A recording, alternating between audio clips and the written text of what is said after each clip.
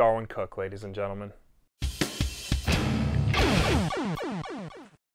I first became aware of Darwyn Cooke around 2004 when The New Frontier was being released. At the time, I didn't read it right away, but the art was definitely something that struck me. I thought, oh cool, here's a story set in the 60s with a neat retro aesthetic. I'll definitely have to check this out one day. Before I ever got to really check out A New Frontier, Darwyn Cooke started his run on The Spirit in 2007.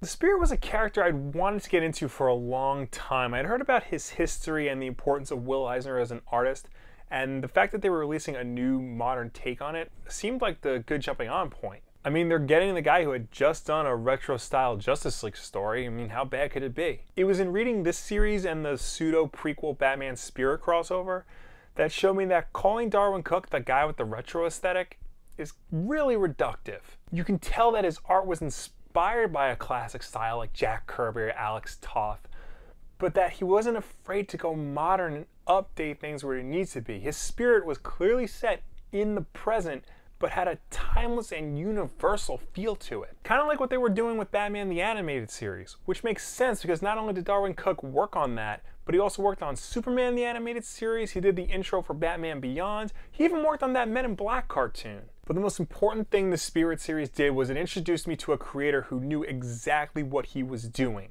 who knew what his strengths and weaknesses were and how to cater to both of them perfectly. After that, I took the plunge. I went back and read New Frontier and loved every second of it, but then I read Parker. Darwyn Cooke began adapting the Parker series of books by Richard Stark around 2009.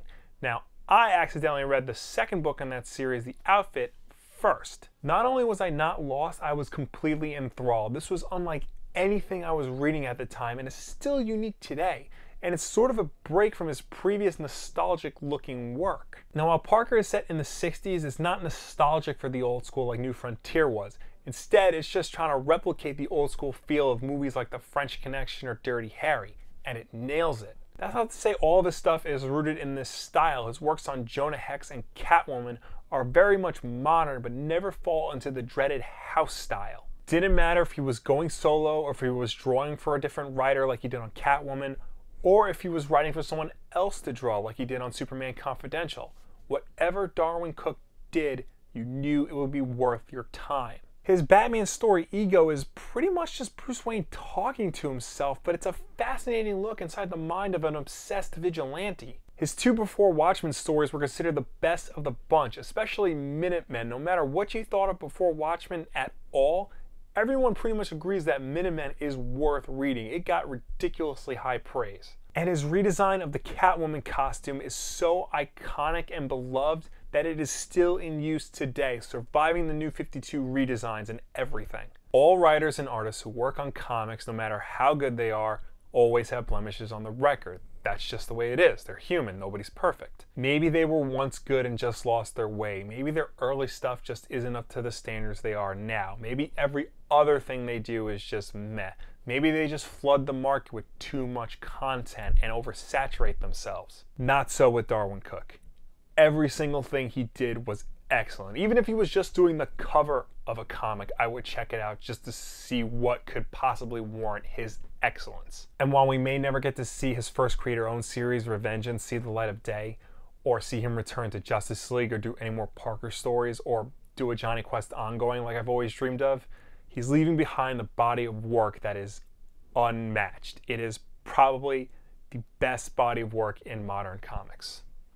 He will be missed. Let me know down below or anywhere on the internet what your favorite Darwyn Cooke stories are. Like, share, subscribe. Thank you for watching. I'll see you next time. But I am going to be keeping an eye on these because they do look interesting. And if they succeed, maybe we'll get more classic cartoons coming back as comics. Maybe Space Ghost will get a new ongoing series. Maybe Harvey Birdman will come back. Maybe Jeff Parker and Darwyn Cooke will give me a Johnny Quest miniseries. Hint, hint. Now some of you may be thinking, why would they do this? Why would they bring back a character who's supposed to be dead? Well, here's the thing I think a lot of people forget. It's not that Gwen Stacy was supposed to die necessarily. It's that she died and just never came back.